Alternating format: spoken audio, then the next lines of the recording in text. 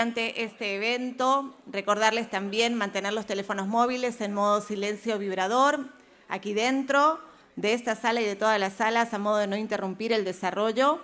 Les pedimos, por favor, si podemos sentarnos, nos ayudaría muchísimo, porque vamos a presentar este panel, el panel número 1 de esta Ruta 1, Conectando Mercados, contexto de los ecosistemas del carbono en América Latina.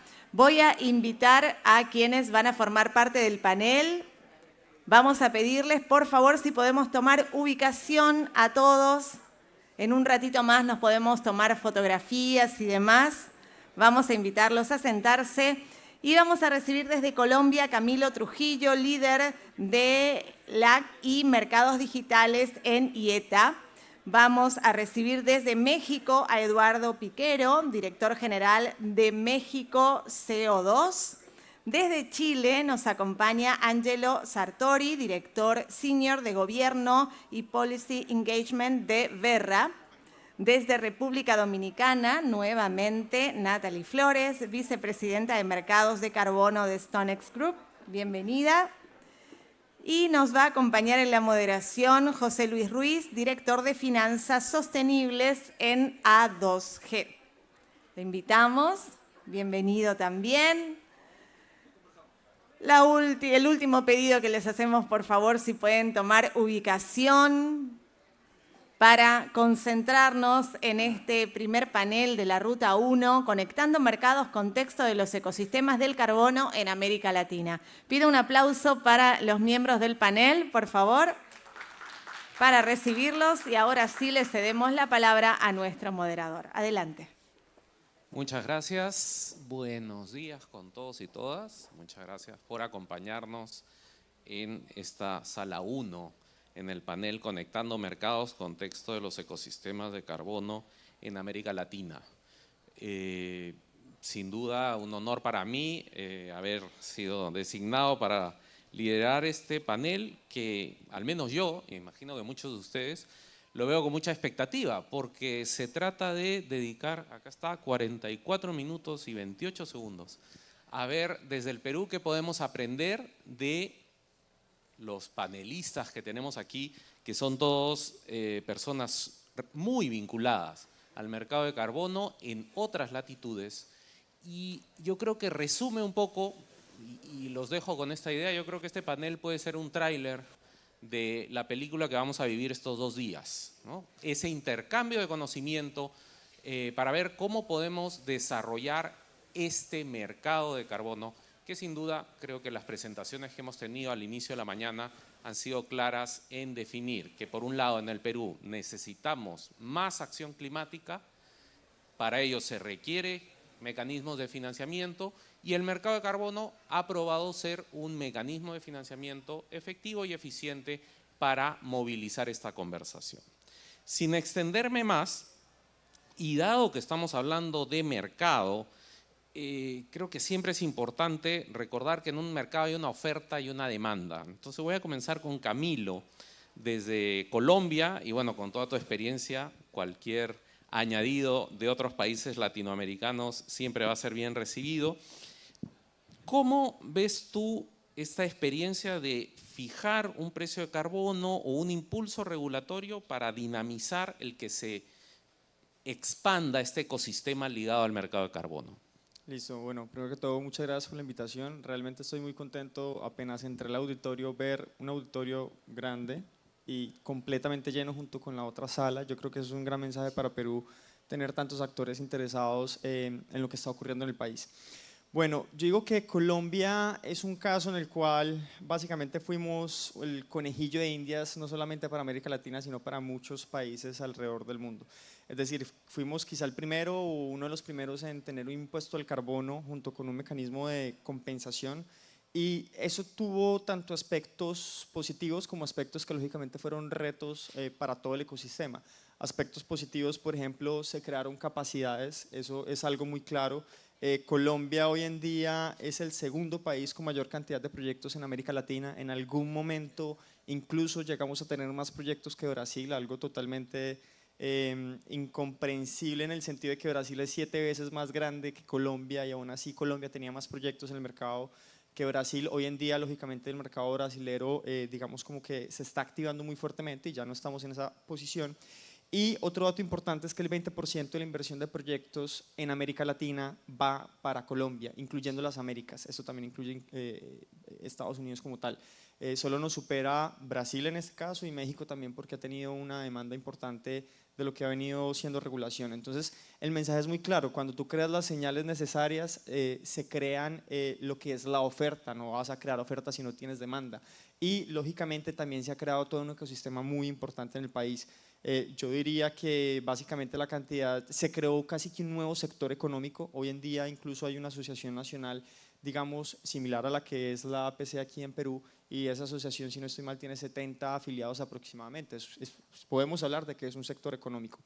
En cuanto a retos, que igual yo creo que es muy importante mencionarlo, nosotros también desde IETA y también sector privado, fue entender que el Ministerio de Ambiente es un ministerio que usualmente no está tan cercano a dialogar con el sector privado porque no ha tenido mucha esa perspectiva de mercado, a diferencia de, no sé, un ministerio como Industria y Turismo, un ministerio como, por ejemplo, Energía, que lógicamente por sus características ha sido más cercano al sector privado.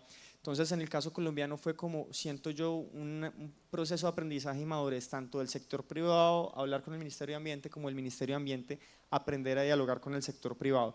Otro tema muy importante, digo yo, es poder, y ahí digo, lo conversaron un poco en el panel anterior, es muy importante empezar y no esperar a tener todo de una forma perfecta, si no el mercado colombiano no hubiera avanzado. Y digo yo, y eso tiene que ir acompañado a, si bien no tenemos que esperar a que toda la regulación esté perfecta, en el camino sí tenemos que ser rápidos para poder hacer cambios en cuanto sea necesario y modificaciones en cuanto sea necesario. Yo recuerdo que hubo un periodo en el cual el desarrollo de proyectos en Colombia se frenó por un tema meramente regulatorio. Palabras más, palabras menos. Para poder validar y verificar los proyectos, los auditores tenían que estar acreditados bajo un organismo internacional de acreditación, miembro signatario de la IAF.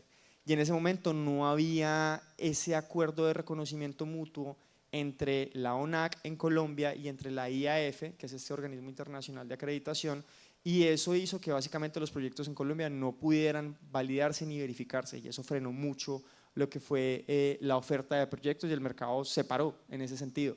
Ahí, ¿qué había que hacer? Un tema de cambiar esa parte regulatoria para que el mercado no se frenara y que obviamente la ONAC empezara a trabajar con la IAF en cómo se tiene que avanzar. Eso nada más para dar un ejemplo, pero yo creo que me quedo con esos puntos para poder seguir con la conversación de esa importancia también de trabajar muy de la mano con el sector público y que se tenga también los temas de mercado de carbono como una prioridad política, porque si no, no va a avanzar, y un poco lo hemos sentido en Colombia estos 2 años y medio últimos, donde básicamente no ha habido avance regulatorio, mientras que por ejemplo Perú sacó el RENAMI y ya vemos todo el interés que hay hoy en día aquí en Perú, mientras que en Colombia estamos en este momento quietos. Entonces con eso cerraría un poco.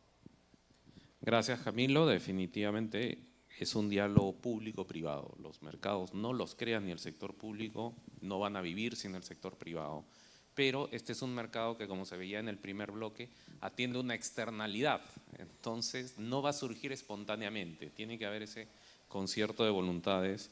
Y me quedo también, Camilo, con lo bueno es enemigo de lo perfecto. Hay que lanzarse y la carga se acomoda en el camino. Eduardo, de la experiencia mexicana, México tiene varios instrumentos que conviven, ¿no? Sistema piloto de comercio de emisiones, impuestos a nivel nacional, impuesto al carbono a nivel subnacional. ¿Qué aprendizajes, y a lo mejor en la línea que planteaba Camilo, a lo positivo y los retos que plantea y qué podemos extraer como lecciones de esa experiencia? Gracias, José. Gracias por la pregunta también. Y bueno, pues verdad, aprendizajes no muchos, ¿verdad? Desaprendizajes tuvimos.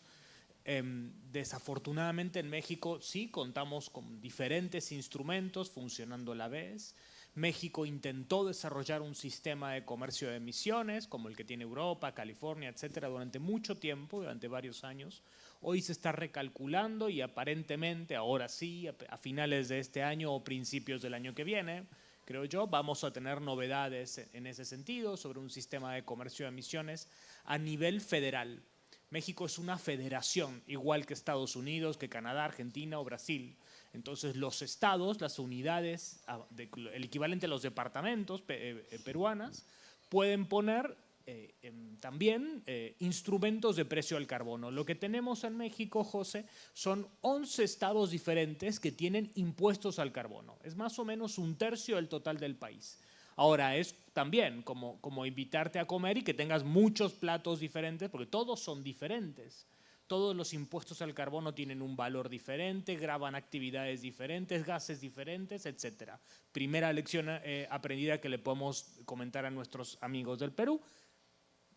Es muy difícil tener muchos diferentes instrumentos, porque si una empresa trabaja en diferentes lugares, pues es como tener regulación completamente diferente. Y si bien la regulación puede ser levemente diferente, en el caso mexicano es muy diferente. El impuesto más alto del país es el de Querétaro, que tiene unos $35 por cada tonelada, y el más bajo es el del Estado de México y el de la Ciudad de México, que es alrededor de $2.50 aproximadamente. Entonces tenemos una disparidad gigantesca.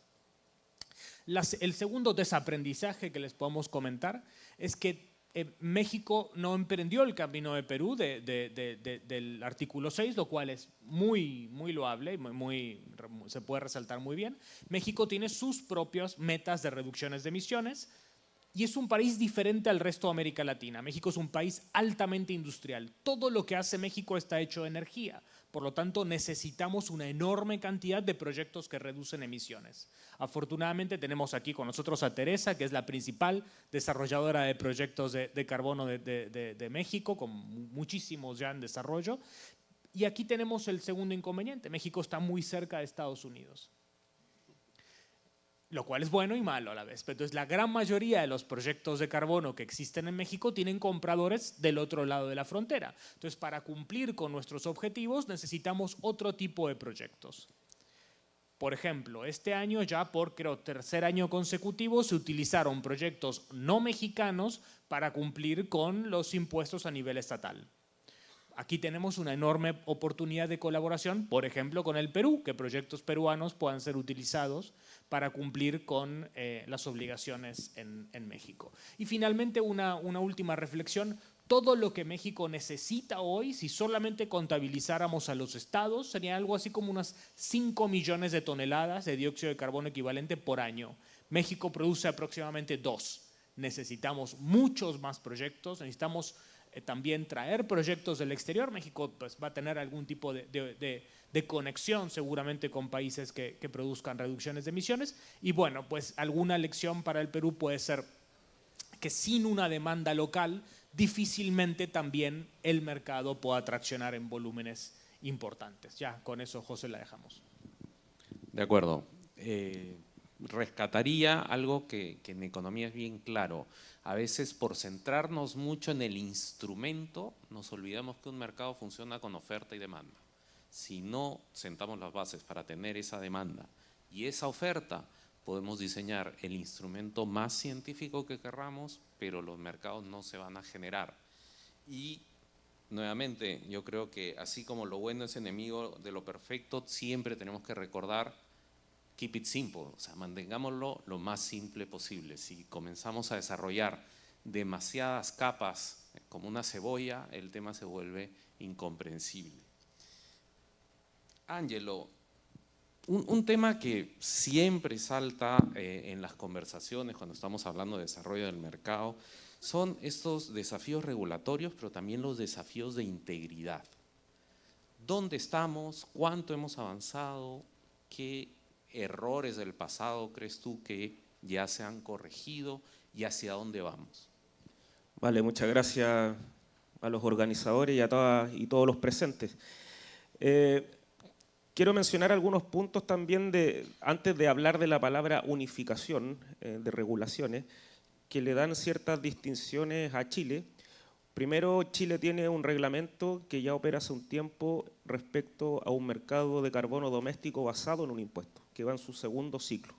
Ya voy a decir más o menos cómo va en términos de resultado, pero ahí hay un primer documento que analizar, que es el reglamento del sistema de compensaciones basado en el impuesto chileno. Pronto se debería lanzar un reglamento específico para el artículo 6.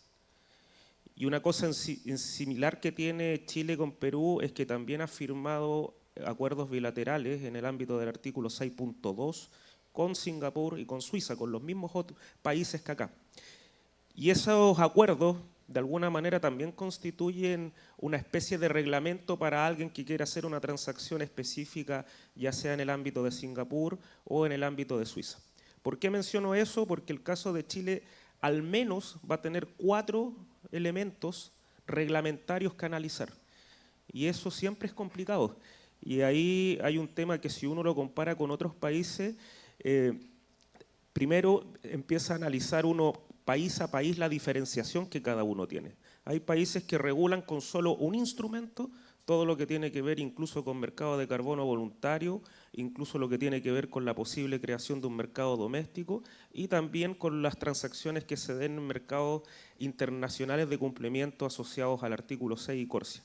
Pero hay otros países, como el que acabo de mencionar de Chile, que tiene varios reglamentos dependiendo del tipo de mercado. Y ahí parten las complicaciones. Añadamos lo que decía Eduardo, que además hay otros países que tienen esto a nivel de estados. Entonces tenemos aún más cosas que analizar y eso a los inversionistas siempre los preocupa un poco en términos de entender bien por dónde voy. Y además hay que partir de la premisa que algunos proyectos podrían ir por múltiples instancias de mercado a la vez. O sea, un proyecto no necesariamente se crea solo para mercado voluntario o solo para mercado en el ámbito del artículo 6. Puede ser algo dual y ahí tiene que analizar más regulaciones al respecto.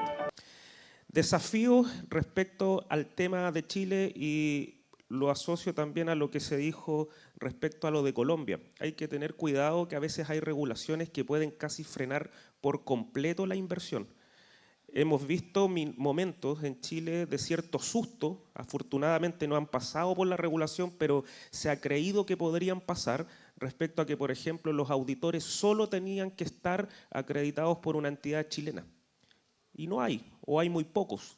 Y si son muy pocos, empiezan a subir el precio y tampoco tienen la capacidad de atender a todos los desarrolladores de proyectos con la velocidad que se necesita. Entonces, hay situaciones de ese punto de vista que pueden ser riesgosas si se regulan no conociendo el ecosistema completo.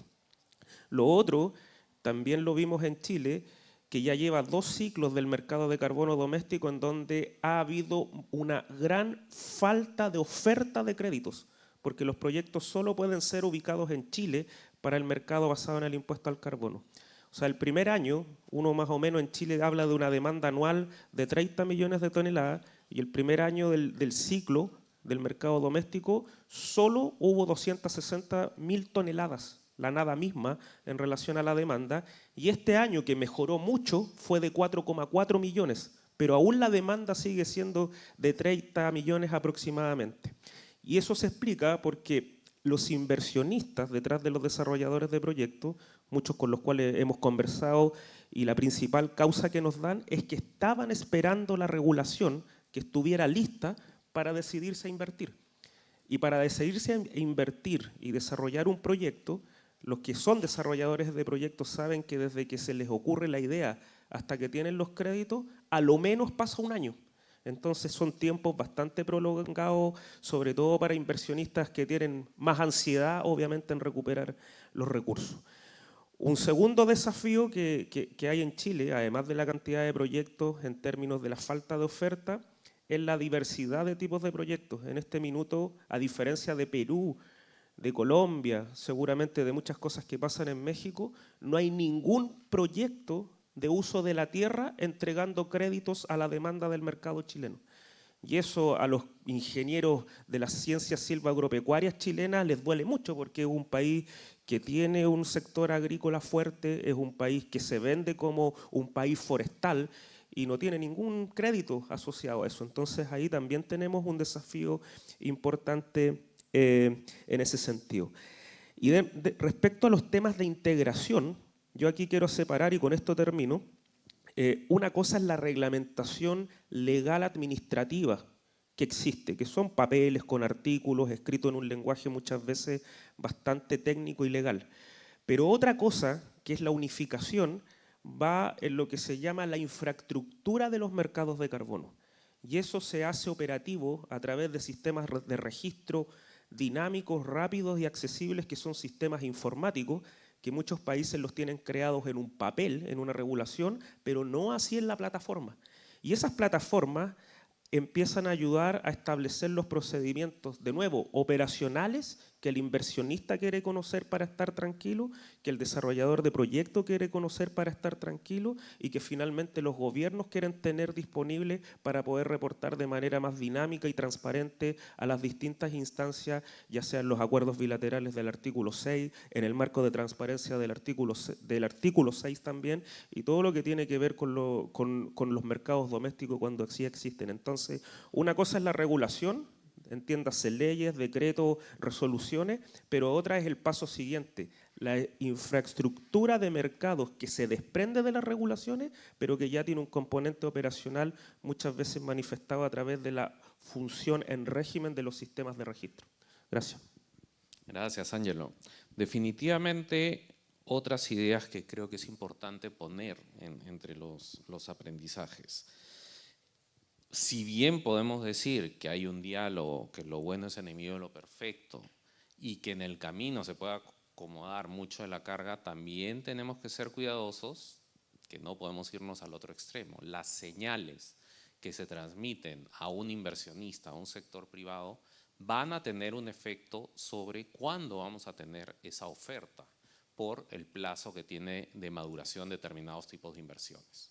Entonces, en ese contexto, y Natalie, aprovechando tu background muy variado desde la diplomacia en tu país, ahora en StoneX, ¿cómo ves el tema, a lo mejor con economías más pequeñas? Justo hemos tenido a nuestros 3 socios en la Alianza del Pacífico representados, pero por ejemplo países del Caribe, tu propia República Dominicana, ¿cómo hacer para integrar a mercados regionales? ¿Cómo podemos hacer ese puente en el cual podamos llegar a tener una escala suficiente para hacer un mercado atractivo en temas de carbono?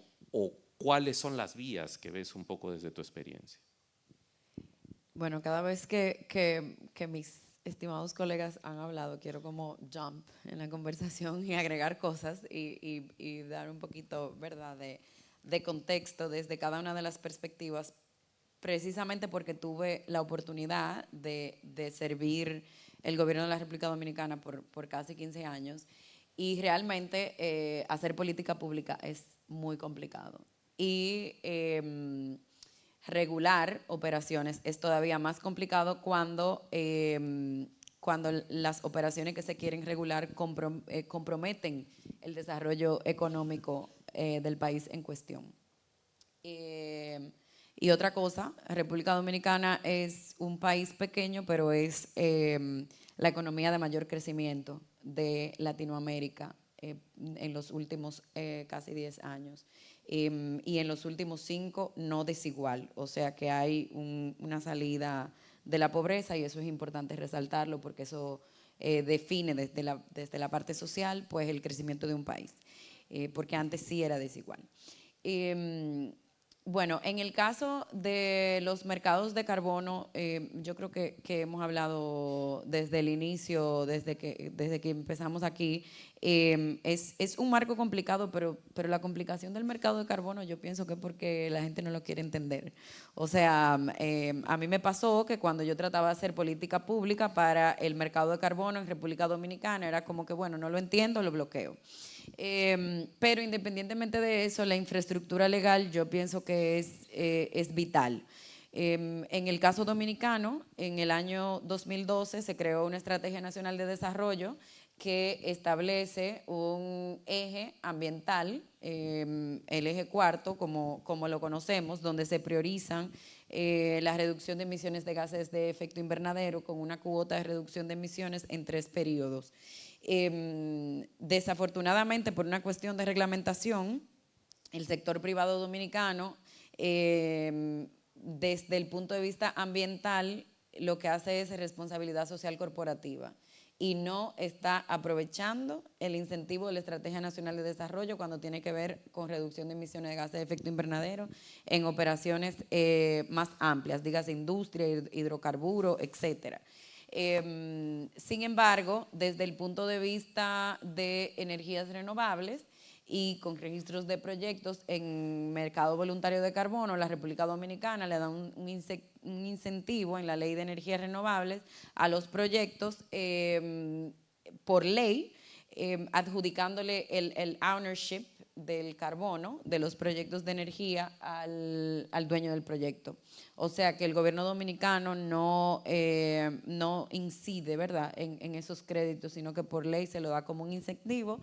Pueden entrar en el registro de Gold Standard y ver todos los proyectos que hay registrado y los que ya han generado créditos, y esto es un incentivo del gobierno dominicano para la parte energética.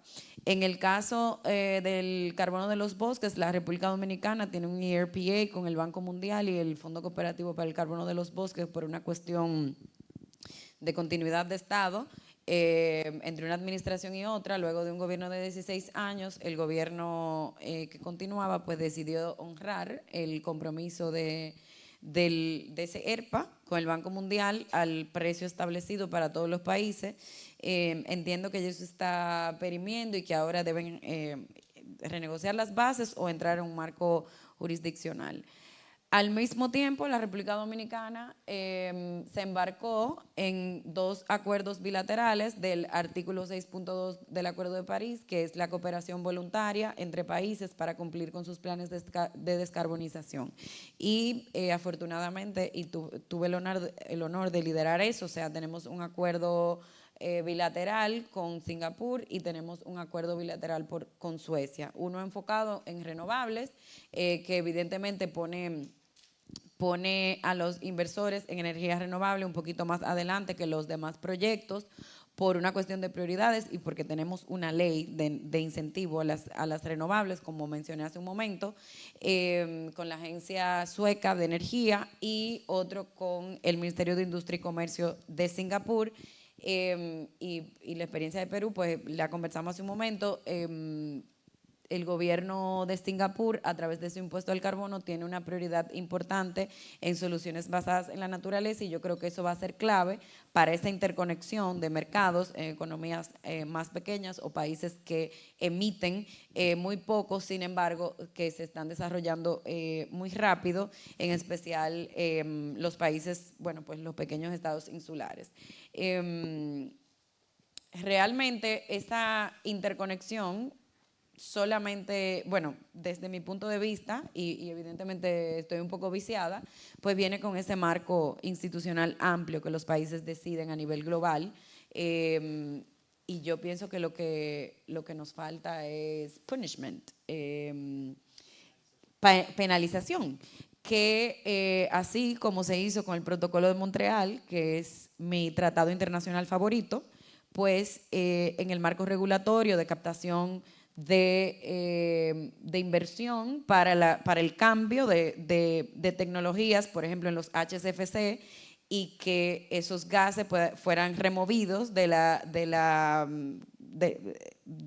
estratosfera y que hoy tengamos una capa de ozono saludable, fue por el Protocolo de Montreal y porque los países definieron en sus marcos institucionales un mecanismo no solo de captación de fondos para la implementación de tecnologías de cambiar los HCFC, sino que el que no cumpla pues se penaliza. Entonces, yo creo que ahí que está el kit del asunto, y volviendo un poco a la intervención de Ángelo, ahí es que yo veo como algo realmente importante el marco institucional y el marco regulatorio. Y a eso también quiero agregar que los países pequeños tienen un desafío en la digitalización, y es que todavía hay países que no tienen acceso a una computadora, Hay países que no tienen acceso a ir más allá que ir a un centro de internet, escanear una hoja, una carta de no objeción, y mandarla al convenio de cambio climático para que después ese convenio revise el PDF de su comunicación nacional y valide que esa carta de no objeción de un proyecto en cuestión pues realmente funciona. Entonces es una cuestión de contextualización. Yo misma tengo los últimos 2 años trabajando en temas de digitalización, DMRB, tokenización. Sin embargo, es completamente imposible para la Convención de Cambio Climático hacer eso, por ejemplo, para Burkina Faso o para Togo o para una isla en el Pacífico que luego de un evento extremo, pues pierde toda la información que tiene. Entonces, hay una cuestión de contexto institucional de cada uno de los países, del por qué las regulaciones son como son y por qué los contextos nacionales son importantes. De ahí el principio de responsabilidades comunes pero diferenciadas de cada uno de los países en los que nosotros estamos tratando de regular eso, pero sí veo una oportunidad en los países un poco más grandes y con más infraestructura para hacer cooperación sur-sur cuando son del mismo calibre, digamos, o transferencia de tecnología cuando se trata de un país desarrollado y en desarrollo. Y bueno, yo puedo seguir hablando, así que lo voy a dejar ahí. Bueno, muchas gracias. Definitivamente desde una perspectiva de políticas públicas, de entorno internacional, hay mucho por hacer para movilizar esa discusión. Lo que pasa es que sabemos que la discusión internacional de este tema definitivamente tiene su propio camino y va a la velocidad que va. Ojalá pudiéramos repetir la experiencia del Protocolo de Montreal en otros aspectos, pero hay que conservar el optimismo de al menos dar pequeños pasos en esa dirección hacia un entendimiento del problema y de la potencial solución que tenemos entre nuestras manos. Y definitivamente este es un foro de experiencias internacionales, entonces siempre no se trata de tomar, sino de adoptar y adaptar a la realidad de cada país. Pero bueno, nutriéndonos, y acá en una segunda ronda, calculando el tiempo más o menos, les pediría una intervención de 3 minutos a cada uno.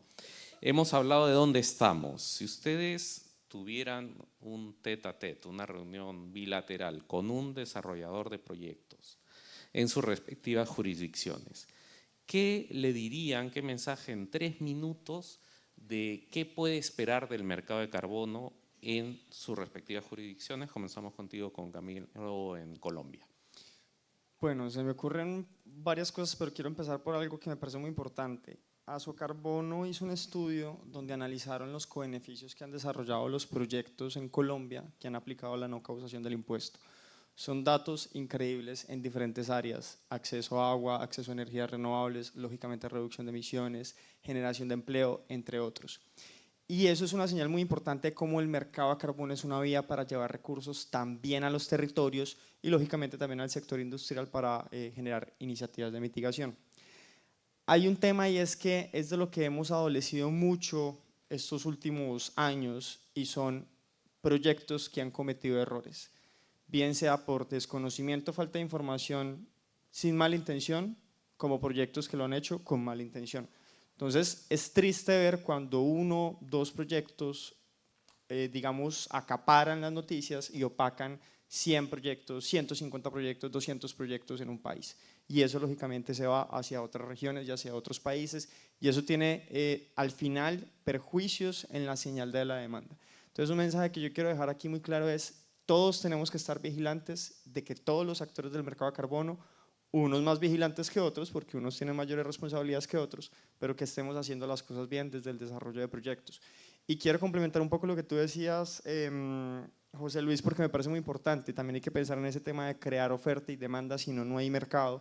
Y también yo digo que el rol de los ministerios, de los gobiernos, debe ser ayudar a operativizar mercados a través de regulación, ayudar a que se den mercados, pero también vigilar, ¿cierto? Es decir, con esto digo crea las condiciones habilitantes, los actores del mercado operan y tú vigila dentro de tu rol para evitar que ese tipo de cuestiones ocurran. Eso es lo que quería enfocarme. Y lo último que yo quería decir es porque vengo, y quizá ahorita voy a tener también otra sesión sobre artículo 6, vengo de la Semana del Clima en Panamá, que fue la semana pasada, y yo sí quiero, o sea, hoy está en boga cómo se operativiza artículo 6 y cómo se implementa artículo 6, y en eso sí quiero reconocer mucho lo que ha sido el rol que ha cumplido Perú, Chile como abanderados dentro de la región, y cada vez más países se van sumando, pero es algo que por ejemplo en Colombia hemos perdido en estos momentos la oportunidad, y esperemos que eso cambie en lo que queda de este gobierno. Sabemos que esta ministra está un poco más abierta a los mercados de carbono, pero hay que saber encaminar el proceso en el ministerio. Entonces, ¿qué puede esperar un desarrollador de proyectos? Creo que estamos por verlo en las próximas semanas, a ver a qué le va a apuntar el Ministerio de Ambiente y también cómo podemos apoyar desde el sector privado. Gracias, Camilo. Eduardo, en el caso mexicano. Gracias, José. No, pues no los voy a aburrir con mucho contexto mexicano, pero yo creo que en México tal vez la situación puede ser esperar y ver la regulación, ¿no? En este momento es un momento de esperar a que el gobierno dé sus primeros pasos en términos de la nueva regulación que se va a desarrollar, de los estados que también están ya con impuestos al carbono, de ver también precios, tipos de proyectos, etcétera. Muy diferente de la situación de Perú, que me adelanto seguramente a lo que venga. Perú está en el momento ideal. Hay que invertir en proyectos de carbono en Perú porque está muy claro el camino para poder hacerlo. Comentábamos recién la presencia de una de las principales desarrolladoras de proyectos. Contamos hoy con la suerte de tener al mejor y más importante de los estándares de carbono, que es Verra, con Ángel.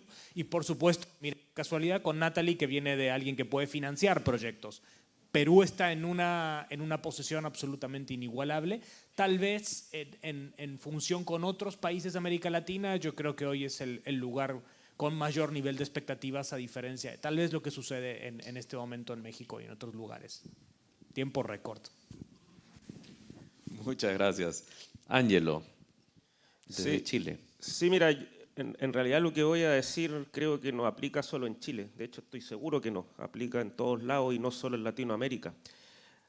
Un tema clave que creo que es la recomendación que siempre le estamos dando, y no solo Verra, sino que muchas otras instancias a los desarrolladores de proyectos y a los inversionistas, es algo que quizás suena lógico, pero es la diversificación del riesgo. ¿Y cómo se diversifica el riesgo en un proyecto vinculado a los mercados de carbono? Uno, que no necesariamente se vincule a un tipo de créditos. Todos sabemos que en algún minuto, por ejemplo, los créditos asociados a Red Plus bajaron mucho su precio por un tema de ataque mediático principalmente. Y eso puede seguir pasando, o sea, la prensa sigue, los que están a favor y los que están en contra de ciertos tipos de proyectos también van a seguir. Y ahí lo digo en diversificarlo porque un proyecto de uso de la tierra perfectamente puede tener en la misma iniciativa un proyecto red, un proyecto de captura de carbono a través de forestación y también vincularlo con actividades de gestión de tierras agrícolas. Por lo tanto, si hay un problema reputacional que baja el precio de alguno de los activos de un mismo proyecto, puede echar mano a otro, que es la lógica de cualquier negocio. O sea, un kiosco en la esquina no solo vende un periódico y seguramente también incluye revistas, confites y otro tipo de cosas. Acá es exactamente lo mismo, y si bien eso es más complejo desde el punto de vista del desarrollo de un proyecto, sí es una iniciativa que estamos viendo de cierta manera creciente, a que están pensando los inversionistas y los desarrolladores de proyectos en hacer esa diversificación. La diversificación también va en no pensar en solo venderle inicialmente a alguien en el mercado voluntario, no venderle solo a alguien en el mercado doméstico cuando ese año el mercado doméstico me generó una demanda mucho más estable y ahora con la, entre comillas, relativa moda de que todo es o Corsia o artículo 6 porque se asume que van a pagar más. O sea, hay que ver cómo un mismo proyecto ojalá pueda diversificar sus ventas a más de dos de esos tipos de mercados, porque alguno puede estar bien hoy, pero no sabemos mañana, y la volatilidad de los mercados de carbono, uno si revisa el histórico sabe que es alta. Y también, con esto termino, hay un tema bien importante que no hemos hablado casi, de los ajustes correspondientes. Un tema clave en términos de las regulaciones va a ser cómo los gobiernos otorgan a los proyectos la autorización de los ajustes correspondientes en función de que eso no perjudique los compromisos de sus metas en las contribuciones nacionales determinadas. y algunos en sus regulaciones ya dicen algo al respecto, pero se va a saber bien cómo es la operatoria de eso tan sensible en el artículo 6 cuando se empiecen a concretar las primeras transacciones.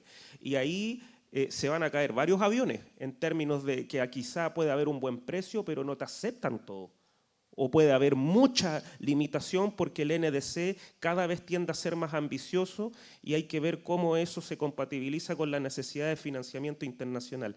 Y eso, en términos de la práctica, incluso en los países más avanzados, asociado al artículo 6, aún no está resuelto y lo tendremos que discutir en las versiones posteriores de los foros que México CO2 organiza a nivel latinoamericano. Gracias. Muchas gracias, Ángelo, y definitivamente temas muy grandes que tenemos por delante. Natalie. Sí, Stonex directamente no financia, ¿verdad? Eso tenemos que dejarlo claro porque a veces creamos confusión. Stonex es una compañía financiera y comercializamos materia prima. Tenemos más de 57,000 clientes comerciales. Esos clientes comerciales tienen operaciones de otras materias primas, metales, agricultura, etcétera. Y ellos operan en diferentes lugares y donde operan, entonces hay una regulación que les exige cumplir con objetivos de descarbonización. Por ejemplo, el Real Decreto en España, para nuestros clientes de agro, y por agro me refiero a todo.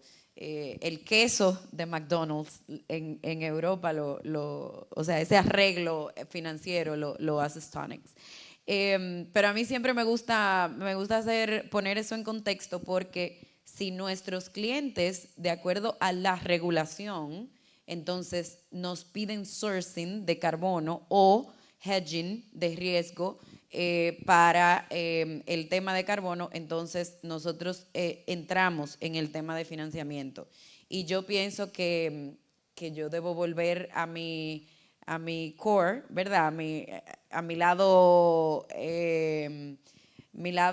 gubernamental, porque entonces vuelvo al análisis de la regulación. O sea, para mí, yo me sentaría con el desarrollador y cuando en nuestro departamento de consultancy uno de nuestros clientes necesita un desarrollador, nosotros contratamos el desarrollador, pero lo que desde mi punto de vista yo estoy analizando para irme a Singapur, para irme a Corea del Sur, a Japón y a todos los países donde nosotros estamos promocionando el sur global y en especial Latinoamérica, es que tienen la infraestructura legal para mitigar el riesgo y que tienen el backup legal institucional. En Brasil hay muchísimo problema con la regulación porque a nadie se le ocurrió revisar la regulación municipal, estatal y federal a la hora de desarrollar un proyecto de carbono. Y luego viene el gobierno municipal y da una concesión de extracción y ¿qué va a pasar con tu proyecto?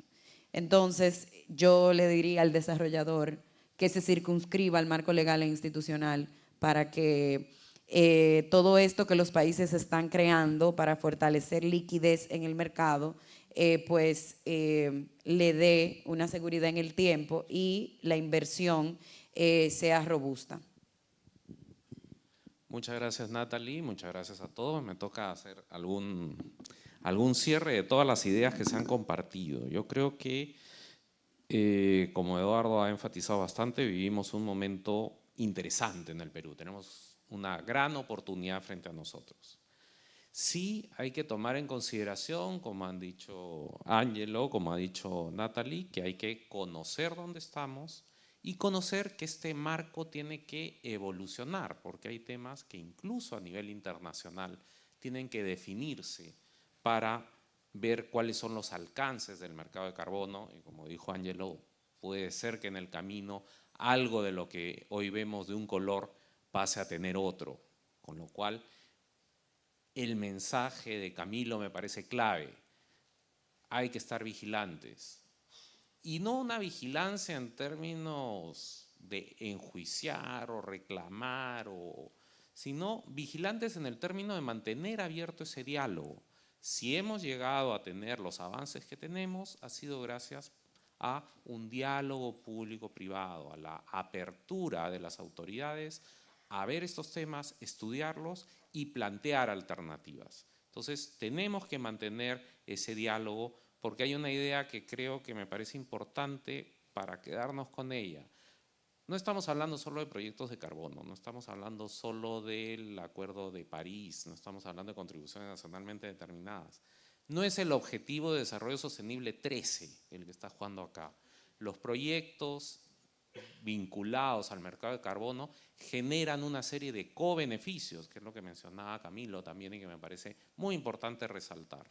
Recordemos que gran parte de este capital natural que tiene nuestro país está en la Amazonía, donde viven compatriotas que tienen los menores índices de desarrollo humano. Entonces, pensemos en el desarrollo de proyectos que puedan ser financiados a través del mercado de carbono como esa oportunidad de hacer lo que en 200 años de república no hemos conseguido a cabalidad, que es darle a esos compatriotas esas oportunidades. Y por supuesto, como bien decía Ángelo, a lo mejor nos lleva al corazoncito hablar de bosques y ponemos mucho verde, pero mercado de carbono no es solo bosques, mercado de carbono es eficiencia energética, mercado de carbono es gestión de residuos, son proyectos en industria, proyectos incluso a nivel de pymes. Hay muchas oportunidades para contribuir a la acción climática y aprovechar el mercado de carbono para tener el financiamiento y canalizar ese financiamiento hacia esas acciones. Obviamente hay mucho por hacer y hay mucho por aprender en el Perú Carbon Forum, así que agradezco a los panelistas. Dejamos aquí este panel para darles un tiempito a que estiren las piernas y si quieren seguir en esta sala en el área 1 o pasar a una de las otras áreas temáticas. Muchas gracias. Ahora sí, muchísimas gracias. Vamos a invitarlos a una toma fotográfica grupal, por favor. Gracias por todos los conceptos que nos han compartido realmente en este panel número 1 de las rutas, porque ustedes saben que estamos en la ruta 1, conectando mercados en este contexto de los ecosistemas del carbono en América Latina, teniendo representantes de Colombia, México, Chile, República Dominicana. Realmente hemos conocido este contexto desde el espacio de cada uno de estos países. Queremos agradecerles y renovamos el aplauso muy fuerte para despedirlos. Muchas gracias nuevamente.